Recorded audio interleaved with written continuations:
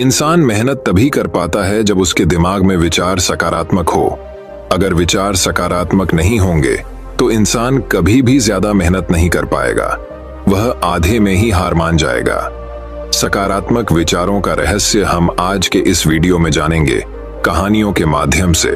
तो बिना देर किए चलिए उन कहानियों की शुरुआत करते हैं। पहली कहानी दोस्तों बात बहुत समय पहले की है। शास्त्रों में पारंगत एक विख्यात पंडित एक वृद्ध साधु के पास गया और बोला, महात्मा जी, मैं सत्य की खोज में हूं, कृपया मेरा मार्गदर्शन करें। पंडित बोला, महात्मा जी, आप मुझे नहीं जानते, मैं कई शास्त्रों में पारंगत पंडित हूं। इस नगर में मेरी बड़ी प्रतिष्ठा है, किंतु सत्य खोज न सका हूं।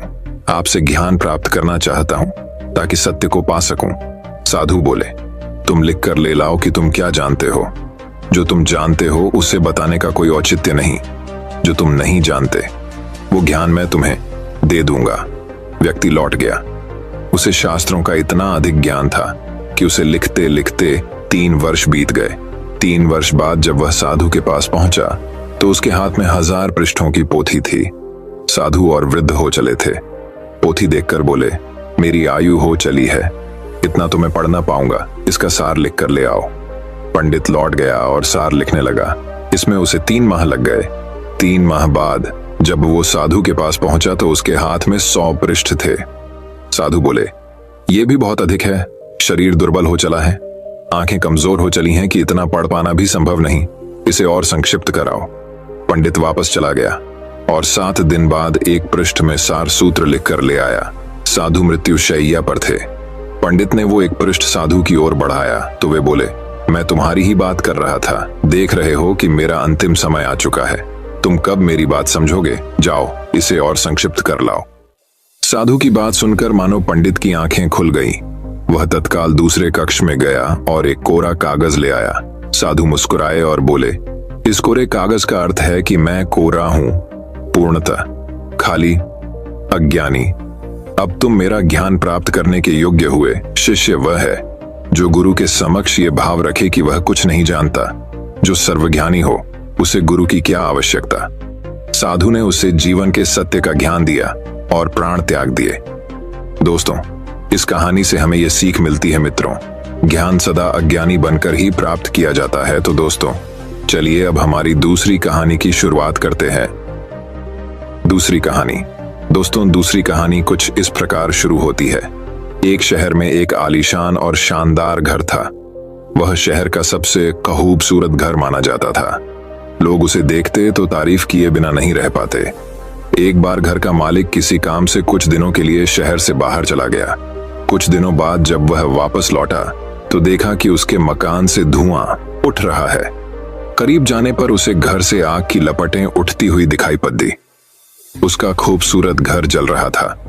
वहां तमाशबीनों की भीड़ जमा थी जो उस घर के जलने का तमाशा देख रही थी। अपने खूबसूरत घर को अपनी ही आंखों के सामने जलता हुए देख वह व्यक्ति चिंता में पड़ गया। उसे समझ नहीं आ रहा था कि अब क्या करे, कैसे अपने घर को जलने से बचाए। वह लोगों से मदद की गुहार लगाने लगा कि वे किसी भी तरह उसके घर को जलने से बचा लें। उसी समय उसका बड़ा बेटा वहां आया और बोला, पिताजी घबराइए मत, सब ठीक हो जाएगा। इस बात पर कुछ नाराज होता हुआ पिता बोला, कैसे न घबराऊं, मेरा इतना खूबसूरत घर जल रहा है। बेटे ने उत्तर दिया, पिताजी माफ कीजिएगा, एक बात मैं आपको अब तक बता नहीं पाया था। कुछ दिनों पहले मुझे इस घर के लिए एक बहुत बढ़िया खरीदार मिला था। उसने मेरे सामने मकान की कीमत की 3 गुनी रकम का प्रस्ताव रखा। सौदा इतना अच्छा था कि मैं इनकार नहीं कर पाया और मैंने आपको बिना बताए सौदा तय कर लिया। ये सुनकर पिता की जान में जान आई। उसने राहत की सांस ली और आराम से यूं खड़ा हो गया जैसे सब कुछ ठीक हो गया हो।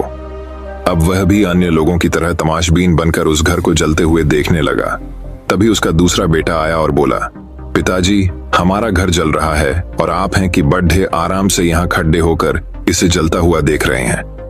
आप कुछ करते क्यों नहीं बेटा? चिंता की बात नहीं है, तुम्हारे बड़े भाई ने ये घर बहुत अच्छे दाम पर बेच दिया है, अब ये हमारा नहीं रहा, इसलिए अब कोई फर्क नहीं पड़ता।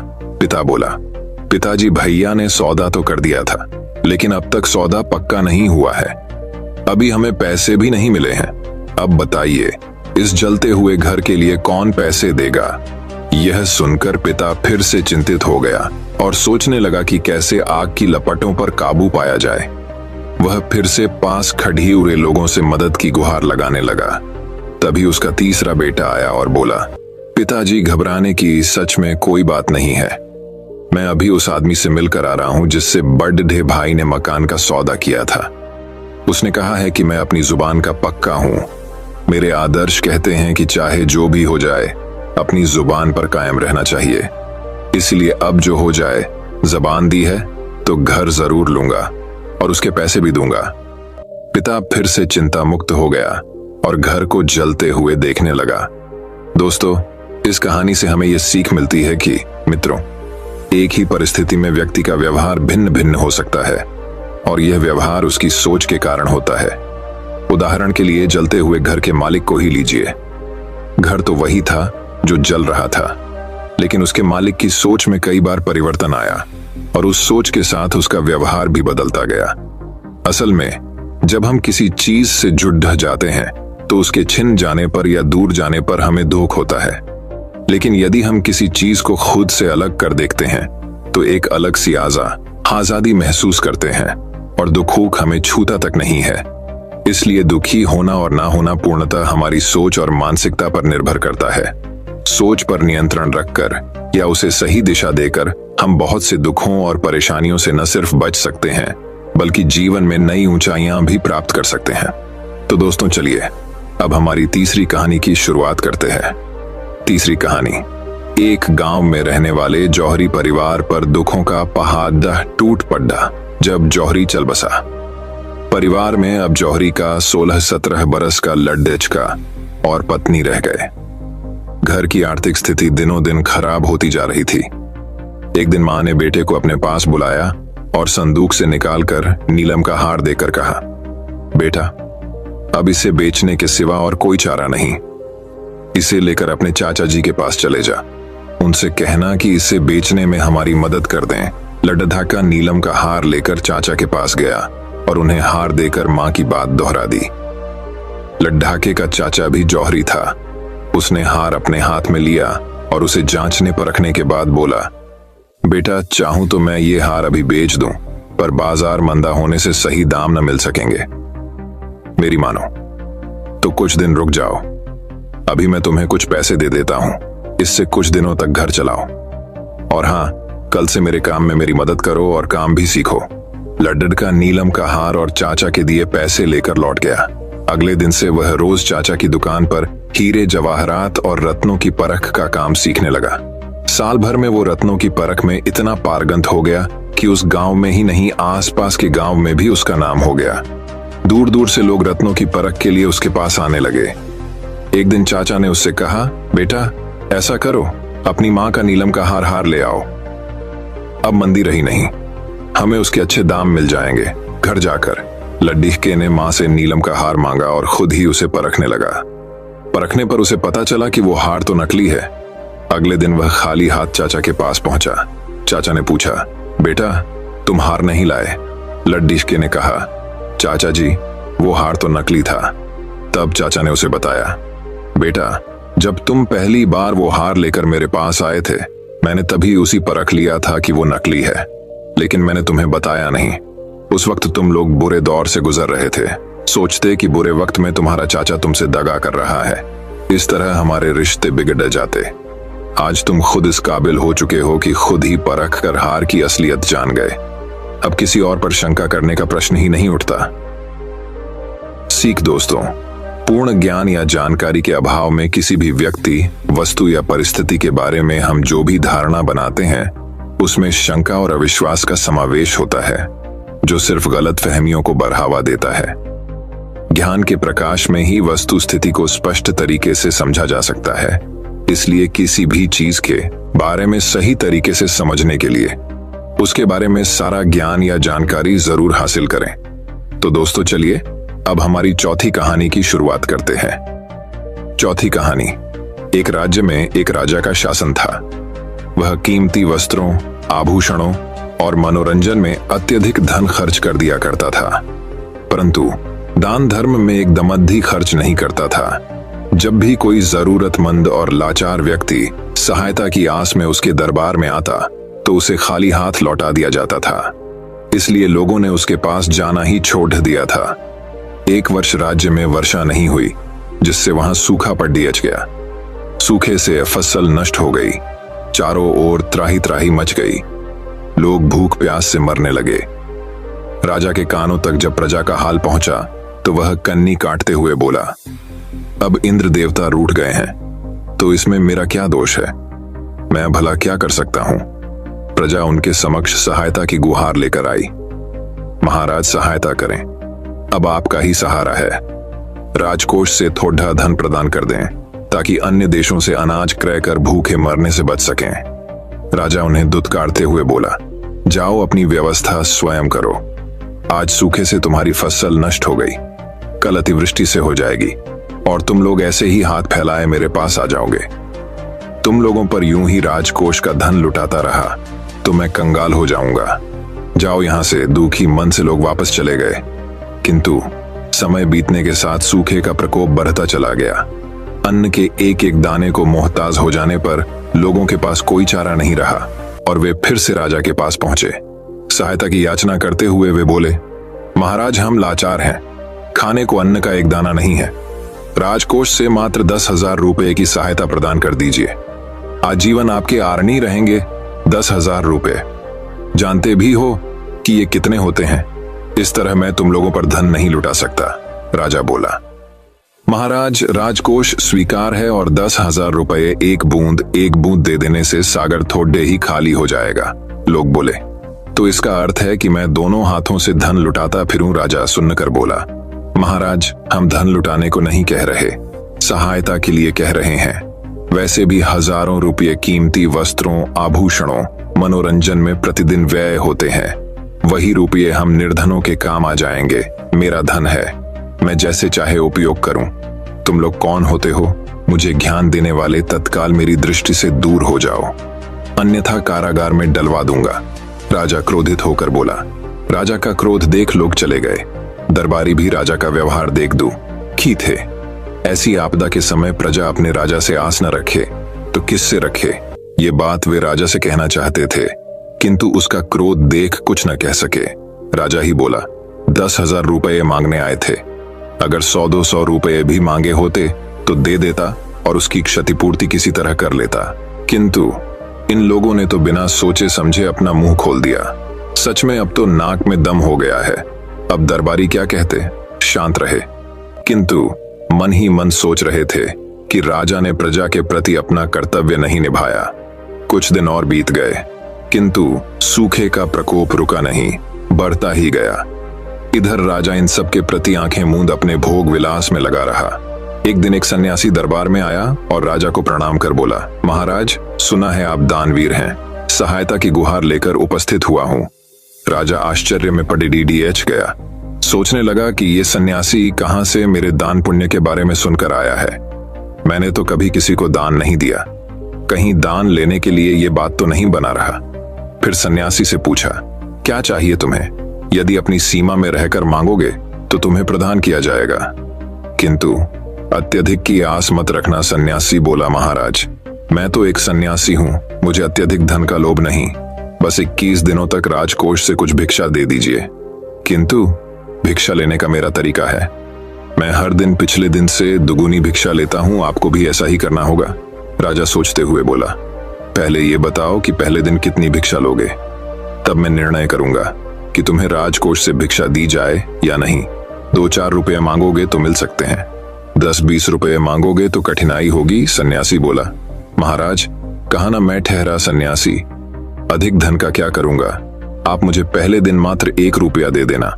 सुनकर राजा बोला, ठीक है, मैं तुम्हें पहले दिन 1 रुपया और उसके बाद 20 दिनों तक प्रतिदिन पिछले दिन का दुगुना धन देने का वचन देता हूं।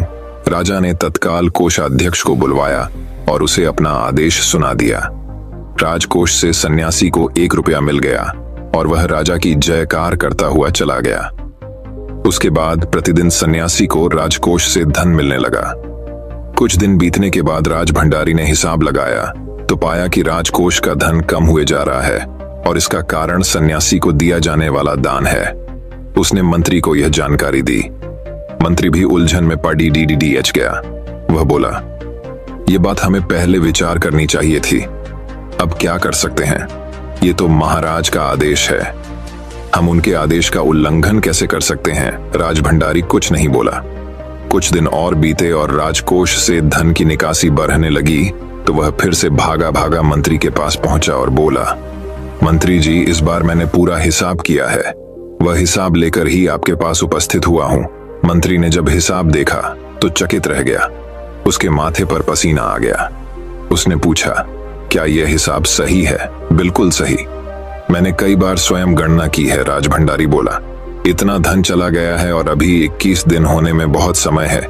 21 दिनों बाद क्या स्थिति बनेगी, जरा बताओ तो। भंडारी बोला, वह हिसाब तो मैंने नहीं लगाया है, तो तत्काल हिसाब लगाकर मुझे बताओ। मंत्री ने आदेश दिया। भंडारी हिसाब करने लगा और पूरा हिसाब करके बोला, मंत्री जी, 21 दिनों में सन्यासी की दान की रकम 10,48,576 रुपये होगी। क्या? मंत्री बोला, तुमने सही हिसाब तो लगाया है? इतना धन सन्यासी ले जाएगा तो राजकोष खाली हो जाएगा। हमें तत्काल ये जानकारी महाराज को देनी होगी। वे तत्क्षण राजा के पास पहुंचे और पूरा हिसाब उसके सामने रख दिया। राजा ने जब हिसाब देखा तो उसे चक्कर आ गया। फिर खुद को संभाल कर वह बोला, ये सब क्या है? मंत्री बोला, सन्यासी को दान देने के कारण राजकोष खाली हो रहा है। राजा बोला, ऐसा कैसे हो सकता है? मैंने तो उसे बहुत ही कम धन देने का आदेश दिया था। मंत्री बोला, महाराज, वह सन्यासी बहुत चतुर निकला। अपनी बातों में फंसाकर वह राजकोष से बहुत सारा धन ऐंठने के प्रयास में है। राजा ने राजभंडारी से पूछा, फिर से बताओ, कितना धन सन्यासी लेने वाला है? 10,48,576। राजभंडारी बोला, परंतु मुझे लगता है कि मैंने इतना धन देने का आदेश तो नहीं दिया था। मैं ऐसा आदेश दे ही नहीं सकता।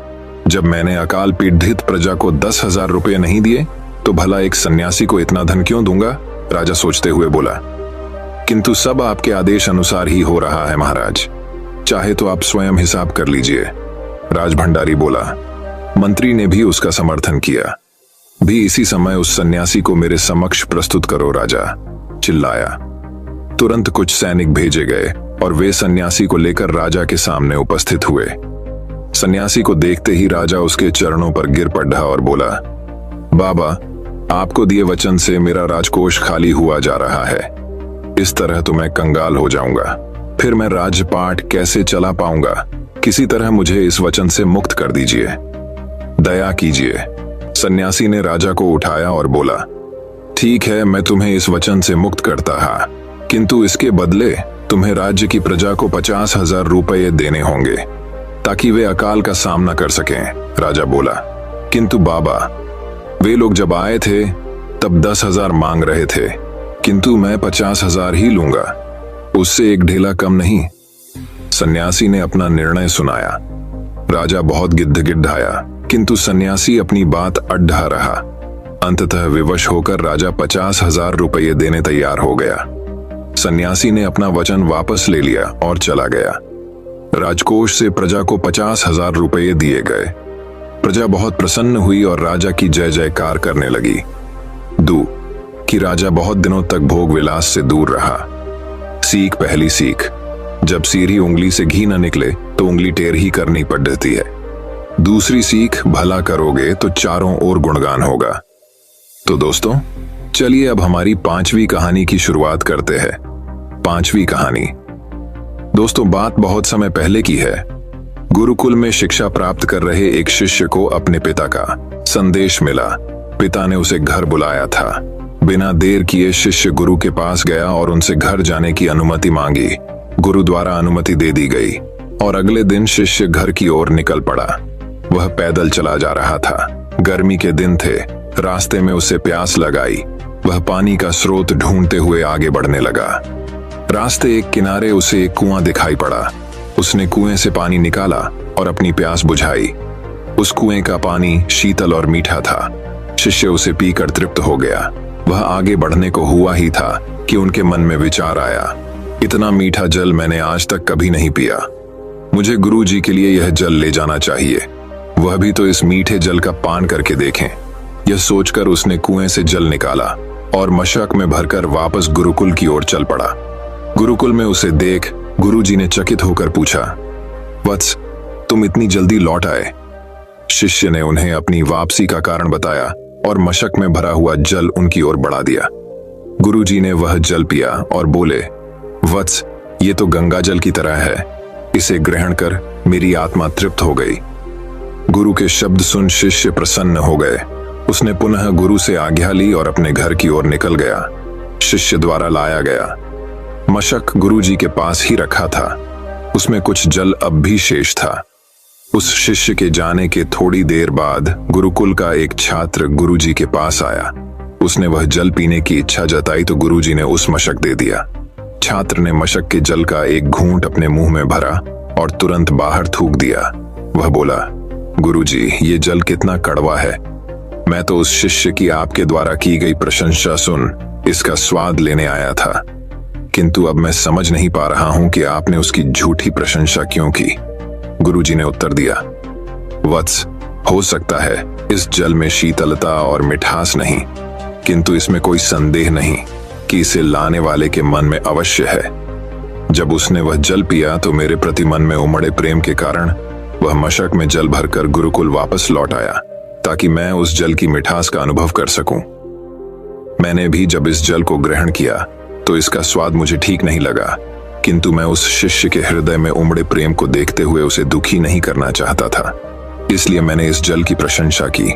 यह भी संभव है कि मशक के साफ न होने के कारण जल का स्वाद बिक गया हो और वह वैसा न रहा हो जैसा कुएं से निकाले जाते समय था। जो भी हो, मेरे लिए वह मायने नहीं रखता। जो मायने रखता है वह है उस शिष्य का मेरे प्रति प्रेम। उस प्रेम की मिठास मेरे लिए जल की मिठास से अधिक महत्वपूर्ण है। दोस्तों, यह कहानी हमें यह शिक्षा प्रदान करती है कि हमें किसी भी घटना का सकारात्मक पक्ष देखना चाहिए। नकारात्मक पक्ष देखकर न सिर्फ हम अपना मन मलिन करते हैं, बल्कि दूसरों का भी। इसलिए सदा अच्छाई पर ध्यान दें। तो दोस्तों, चलिए अब हमारी छठी कहानी की शुरुआत करते हैं। छठी कहानी। अब एक और कहानी कुछ इस प्रकार शुरू होती है। वन में स्थित एक आश्रम में एक ज्ञानी साधु रहते थे। ज्ञान प्राप्ति की लालसा में दूर दूर से छात्र उनके पास आया करते थे और उनके सानिध्य में आश्रम में ही रहकर शिक्षा प्राप्त किया करते थे। आश्रम में रहकर शिक्षा प्राप्त करने वाले छात्रों में से एक छात्र बहुत आलसी था। उसे समय व्यर्थ गंवाने और आज का काम कल पर टालने की बुरी आदत थी।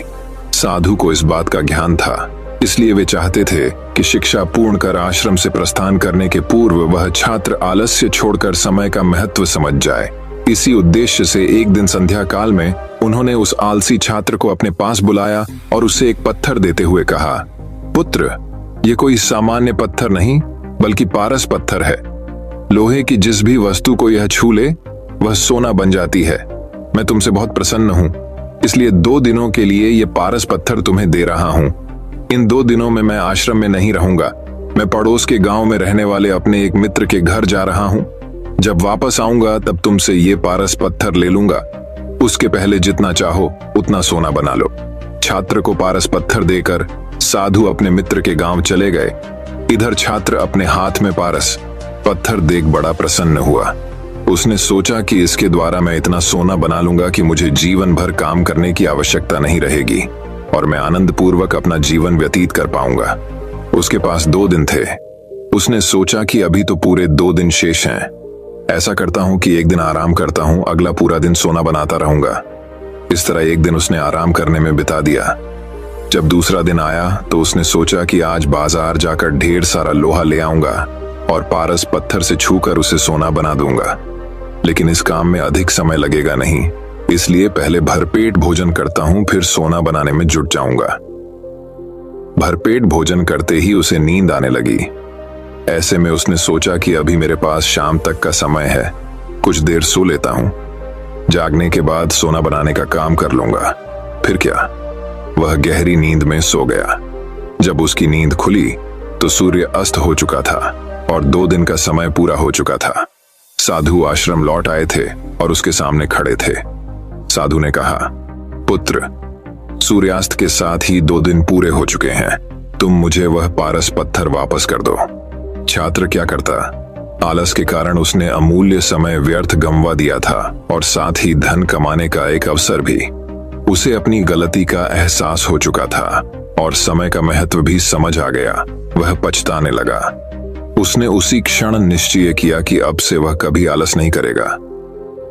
दोस्तों, यह कहानी हमें यह शिक्षा प्रदान करती है कि जीवन में उन्नति करना चाहते हैं तो आज का काम कल पर टालने की आदत छोड़ दें। समय अमूल्य है, इसे व्यर्थ ना गंवाएं, क्योंकि एक बार हाथ से निकल जाने के बाद समय कभी दोबारा वापस नहीं आता।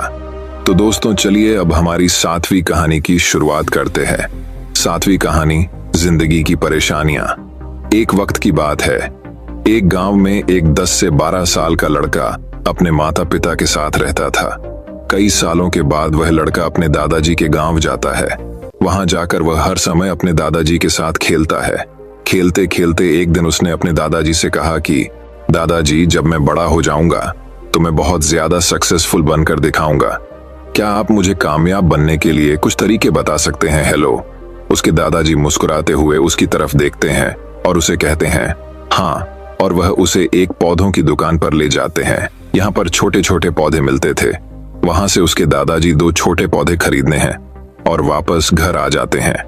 घर आने के बाद वह उनमें से एक पौधे को बड़े से गमले में लगा देते हैं और उस गमले को घर के अंदर रख देते हैं और दूसरे पौधे को वह घर के बाहर लगा देते हैं। फिर वह अपने पोते से पूछते हैं कि वो तुम्हें क्या लगता है कौन सा पौधा फ्यूचर में अच्छे से बड़ा हो पाएगा? बच्चों ने थोड़ा सा सोचा और अपने दादाजी से कहा कि हमने घर के अंदर जो पौधा लगाया है वह अच्छे से बड़ा हो पाएगा, क्योंकि वह घर के अंदर हर प्रॉब्लम से बचा रहेगा, और जो पौधा हमने बाहर लगाया है उसे बहुत सी चीजों का खतरा है, जैसे कि सूरज की तेज करने, आंधी, तूफान, तेज बारिश और जानवरों से भी उस पौधे को खतरा है। उसके दादाजी ने मुस्कुराया और उससे कहा कि फ्यूचर में देखते हैं इन दोनों पौधों के साथ क्या होता है। फिर 4 साल बाद वह लड़का फिर से अपने दादाजी के घर जाता है। दादाजी को देखने के बाद वह फिर से उनसे पूछता है कि दादाजी, लास्ट टाइम मैंने पूछा था कि जिंदगी में सक्सेसफुल कैसे होते हैं, लेकिन आपने मुझे कुछ नहीं बताया था, लेकिन अब आपको मुझे बताना ही पड़ेगा। उसके दादाजी ने मुस्कुराते हुए उससे कहा, जरूर, लेकिन सबसे पहले हम उन 2 पौधों को देखते हैं जो हमने कुछ साल पहले लगाया था। यह कहकर दादाजी उसे उसी जगह पर ले गए जहां उन्होंने घर के अंदर पौधा रखा था। उन्होंने देखा कि वह पौधा एक बड़ा पौधा बन चुका था। फिर वह उस जगह पर गए जहां उन्होंने दूसरे पौधे को बाहर लगाया था। उन्होंने देखा कि वह छोटा सा पौधा अभी बहुत बड़ा और विशाल पेड़ बन चुका था, और उसकी जो टीनियां थी वह बहुत ही मजबूत और लंबी थी, और उसका साया पूरे मैदान पर पड़ रहा था। अब उस लड़के के दादाजी ने उसकी तरफ देखा और उससे कहा कि अब बताओ कौन सा पौधा ज्यादा बड़ा और मजबूत हो चुका है, कौन सा पौधा ज्यादा सक्सेसफुल हुआ है? लड़के ने कहा, वह पौधा जो हमने घर से बाहर लगाया था। लेकिन दादाजी, यह कैसे पॉसिबल है?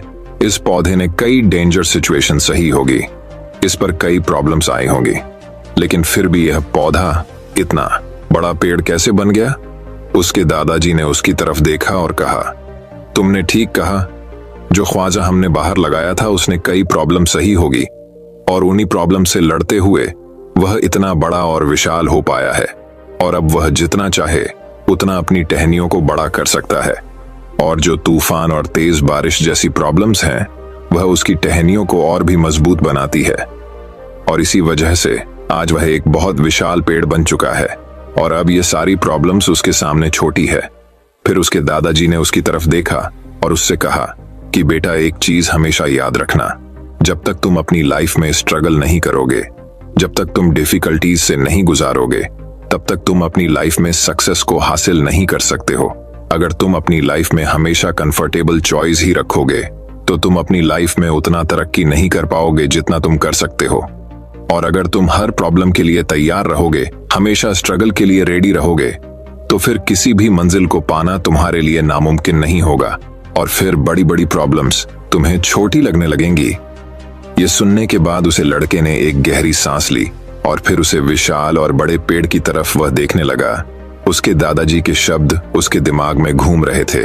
दोस्तों, प्रॉब्लम्स, रुकावट और डिफिकल्टी, इन चीजों को हम अपनी जिंदगी के दुश्मन समझते हैं, लेकिन यही रुकावटें, यही डिफिकल्टी हमें स्ट्रांग बनती है और हमारी जिंदगी में हमें ज्यादा सक्सेसफुल बनाती है। किसी ने कहा है कि अगर तुम्हारे लाइफ में कोई प्रॉब्लम नहीं आ रही है तो समझ जाओ कि आप गलत ट्रैक पर हो। तो दोस्तों, चलिए अब हमारी 8वीं कहानी की शुरुआत करते हैं।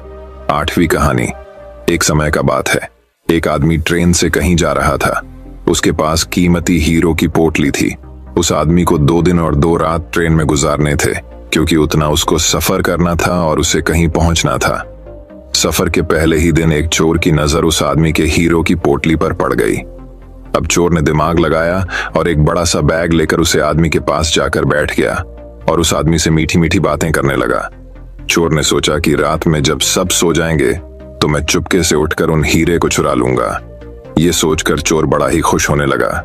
जब शाम का वक्त हुआ, 7 या 8 बज रहे थे, तब चोर सो गया, क्योंकि उसे रात में जागना था और हीरे चुराने थे, इसीलिए वो जल्दी से सो गया। जब उस आदमी की सोने का वक्त आया, उस आदमी ने चुपके से अपने हीरो की पोटली अपने बैग में से निकालकर उसके पास जो आदमी सोया था उसके बैग में डाल दी। और उस आदमी के पास कौन सोया हुआ था? वह चोर ही सोया हुआ था। यह सब करने के बाद वह आदमी आराम से सो गया। रात के जब 2-3 बज रहे थे, तब वो चोर उठा और उसने देखा सब लोग सो गए हैं। फिर उसने उस आदमी के बैग को अपनी तरफ खींचा और उस बैग को पूरा चेक कर लिया। उस बैग में कुछ नहीं मिला। वह परेशान हो गया। सारी रात उसे आदमी के बैग को चेक करने के बाद जब उसे कुछ ना मिला, तब उसने देखा कि सुबह के 4 बज रहे थे। तब वह सो गया। उसके सोने के बाद वह आदमी उठा। उसने अपने हीरो की पोटली उस चोर की बैग से निकालकर अपने बैग में वापस रख ली। जब सुबह हुई और वो चोर सोकर उठा, उसने देखा कि हीरो की पोटली तो उस आदमी के पास ही है। उसे लगा कि मैं रात मैंने कुछ गड़बड़ की है, शायद उस आदमी के बैग को अच्छे से चेक नहीं किया। उसने फिर से प्लान बनाया कि इस रात बैग को अच्छे से चेक करना पड़ेगा। वह चोर फिर से शाम होती ही 7 बजे जल्दी से सो गया और उस आदमी ने फिर से अपने हीरो की पोटली को अपने बैग से निकालकर उस चोर के बैग में डाल दी। चोर रात में फिर से उठा, उस आदमी के बैग को खींचा, फिर से ढूंढने लगा, लेकिन हीरे नहीं मिले। वह परेशान होकर फिर से सो गया। वह आदमी सुबह के 5 बजे उठा, अपनी हीरो की पोटली चोर की बैग से निकलकर अपने बैग में वापस डाल दिया। जब सुबह हुई, स्टेशन आया।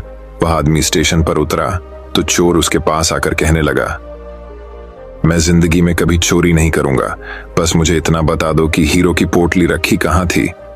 उस आदमी ने कहा, अरे मूर्ख, तू अपना सुख दूसरों की तरफ ढूंढ रहा था। अगर तू खुद के अंदर जाता तो तुझे सुख जरूर मिलता। अगर तू अपने गिरेबान में झांकता तो तुझे पता चलता कि तू चोर नहीं मालिक था। वो हीरो की पोटली तेरे ही पास थी। दोस्तों, इस कहानी से हमें बहुत बड़ी सीख मिलती है। हमेशा अपना सुख दूसरों की तरफ ढूंढते रहते हैं और बहुत से लोग हमारी जिंदगी में आते जाते रहते हैं। कोई हमें सुख देता है तो कोई हमें दुख देता है। बहुत से लोग ऐसे होते हैं जो अपनी खुशी दूसरों पर निर्भर कर देते हैं, जबकि अगर आप खुद के अंदर झांकोगे, अपने खुद के गिरेबान में झांकोगे, तो आपको किसी चीज की कमी महसूस नहीं होगी। बस आपको सब कुछ मिलेगा। बस आपको एक बार अपने अंदर झांक कर देखना है। ये कहानी आपको बड़ी ही दिलकश लगी होगी और इससे सबक भी मिला होगा। आप अपने दोस्तों के साथ भी इस कहानी को शेयर करें ताकि उन्हें भी इससे फायदा हो। हम जिंदगी में जो भी बनना चाहते हैं, हमेशा वह हमारे हाथों में नहीं होता, लेकिन हमें हालात से नहीं भागना चाहिए। हालात वक्त के साथ बदलते रहते हैं। हर वक्त बस एक चीज बदलना नहीं चाहिए, वह है हमारा कैरेक्टर। तो दोस्तों, चलिए अब हमारी 9वीं कहानी की शुरुआत करते हैं। 9वीं कहानी। एक समय की बात है। एक बड़ा सा जहाज तूफान होने की वजह से डूब गया और उस जहाज में जितने भी लोग थे वह उस जहाज समेत डूब गए। सिर्फ एक आदमी को छोड़कर वह आदमी वहां से बच निकला और एक सुनसान आइलैंड पर जाकर बेहोश होकर गिर गया। सुबह जब उस आदमी को होश आया तो उसने देखा कि वह एक सुनसान आइलैंड पर था, जहां पर दूर दूर तक कोई भी नजर नहीं आ रहा था। वह आदमी ऊपर वाले की तरफ देखकर दुआ मांगने लगा कि मेरी मदद करो, इस सुनसान आइलैंड पर किसी न किसी को भेज दो। लेकिन वहां उसकी मदद के लिए कोई भी नहीं आया। दिन गुजरते गए और वो आदमी रोज ऊपर वाले से मदद के लिए दुआ करता रहता। फिर कुछ दिनों बाद उसने दुआ करना ही छोड़ दिया। उस आदमी ने वहां से बचने की उम्मीद ही खो दी। उसका सब्र टूट चुका था। तभी उस आदमी ने लड़कियां इकट्ठा की और उनसे एक टेंट बनाए। उसने नारियल के पेड़ से बहुत सारे नारियल तोड़े और खाने के लिए मछलियां पकड़ने लगा। पूरी 15 से 20 दिन निकल चुके थे और उस आदमी ने यहां से निकलने की पूरी उम्मीद खो चुकी थी। इसीलिए उसने तकरीबन 20 दिन की मेहनत के बाद वहीं पर एक लड़कियों का घर बना लिया था। एक दिन जब वह जंगल में नारियल तोड़ने के लिए गया और वापस आया तो उसने देखा कि उसने जो घर बनाया था उसमें आग लग चुकी थी और वह घर पूरी तरह से जलकर राख हो गया था। तभी उसने ऊपर वाले की तरफ देखा और कहने लगा कि मैंने आपसे मदद मांगी तो आपने मेरी मदद नहीं की। फिर जब मैं रहने के लिए एक घर बनाया तो आपने उसे भी जला दिया। वह आदमी सारी रात ऊपर वाले को कोसता रहा और वहीं सो गया। जब वह सुबह उठा तो उसने देखा कि एक बहुत बड़ा जहाज उस आइलैंड के किनारे पर खड़ा हुआ है। वह आदमी यह देखकर बहुत खुश हो गया और तुरंत जहाज पर चढ़ गया। जब उसने पायलट से पूछा कि उन्हें कैसे पता चला कि वह इस सुनसान आइलैंड पर है, तब पायलट ने कहा कि कल तुमने जो आग जलाकर हमें सिग्नल भेजा था उसी की वजह से हम आइलैंड पर आए हैं। तभी उस आदमी ने कहा कि मैंने तो कोई सिग्नल नहीं भेजा था। तभी वह आदमी सोचने लगा और उसे याद आया कि रात में जो उसका टेंट जल गया था, जो उसने घर बनाया था जो जल चुका था, शायद उसी की वजह से ये लोग यहाँ पर आए हैं। तभी वह आदमी ऊपर देखकर खुशी से चिल्लाने लगता है। सेम चीज हमारे साथ भी होती है। हम सब रोज कई सारी प्लानिंग करते हैं और अगर चीज हमारी प्लानिंग के हिसाब से नहीं होती है तब हम बौखला जाते हैं। किसी चीज को लेकर हमारी उम्मीद पूरी तरह से टूट जाती है। हमारा सब्र हमें आवाज देने लग जाता है और हम ऊपर वाले को ब्लेम करने लग जाते हैं। लेकिन आपको नहीं पता कि उसका प्लान आपके लिए क्या है। आप उसका अंदाजा भी नहीं लगा सकते। वह लाखों करोड़ों लोगों की जिंदगी चलता है। उसे सब पता है कि कब किसे क्या देना है और क्या नहीं। भी आपकी लाइफ में बड़ा हो रहा हो, जब चीजें आपके हिसाब से नहीं हो रही हो, तब उस पर भरोसा रखना। उसके पास जरूर आपके लिए कोई प्लान है। वह दूसरा दरवाजा खोले बिना पहला दरवाजा बंद नहीं करता। कभी भी उम्मीद मत छोड़ना। तो दोस्तों, चलिए अब हमारी 10वीं कहानी की शुरुआत करते हैं। 10वीं कहानी। एक समय की बात है। एक शेर था जो जंगल में राज करता था। एक दिन खाने के बाद वो एक पेड़ के नीचे सो गया। एक छोटे से चूहे ने उसे देखा और सोचा कि इसके साथ खेलने में मजा आएगा। वो सोते हुए शेर के ऊपर नीचे दौड़ने लगा। वो उसके पूंछ के ऊपर दौड़ा, फिर पूंछ के ऊपर से नीचे खिसला और वो चूहा इसी तरह शेर के ऊपर उछाल कूद करता रहा। फिर शेर गुस्से से दहाड़ते हुए उठा। उसने अपने बड्ढे पंजे से चूहे को पकड़ दयाच लिया। चूहा बहुत छटपटाया लेकिन भाग नहीं सका। शेर ने उस चूहे को खाने के लिए अपने बड्ढे मुंह को खोला और चूहा बहुत डर गया था। फिर चूहा शेर से बोलने लगा, शेर राजा, मैं बहुत डर गया हूं, प्लीज मुझे मत खाइए। इस बार मुझे माफ कर दीजिए और मैं ऐसा कभी भी नहीं करूंगा और शायद एक दिन मैं आपकी मदद कर सकूं। चूहे द्वारा मदद की बात सुनकर शेर हंसने लगा और उसने अपना पंजा खोला और उसको जाने दिया। और फिर चूहा बोले, शुक्रिया राजा, मैं ये एहसान कभी नहीं भूलूंगा। फिर शेर बोले, तुम किस्मत वाले हो मेरे दोस्त, मैंने अभी खाना खाया है। अब तुम जाओ और फिर से मुझसे पंगा मत लेना, वरना मैं तुम्हें अपना खाना बना लूंगा। कुछ दिनों बाद शेर जंगल में घूम रहा था। शिकारियों ने शेर को पकड़ डालने के लिए जाल बिछाया था। शिकारी पेड़ के पीछे छुप गए, इस इंतजार में कि शेर जाल में फंस जाए। जैसे ही शेर जाल के ऊपर आया, शिकारियों ने जाल को खींचा और उस शेर को उस जाल में पकड़ लिया। शेर ने जोर से दहाड़ा और जाल से निकलने की कोशिश की, लेकिन शिकारियों ने जाल को कस लिया था। फिर वो शिकारी गांव वापस चले गए ताकि गाड़ी लेके आ सके उस शेर को लेने के लिए। और शेर जोर जोर से दहा रहा था और चूहे समेत जंगल के सभी जानवर शेर का दहा सुने। फिर चूहा बोलता है, राजा मुश्किल में है, मुझे मदद करनी होगी। चूहा दौड़ते दौड़ते शेर के पास पहुंच गया। फिर बोला, घबराइए मत शेर राजा, मैं आपको इस जाल के चंगुल से अभी छुड़ाता हूं। चूहा जाल के ऊपर चढ़ गया और फिर अपनी दांतों से उस जाल के रस्सी को कुतरने लगा। आखिर में उसने शेर को जाल से छुड़ा लिया।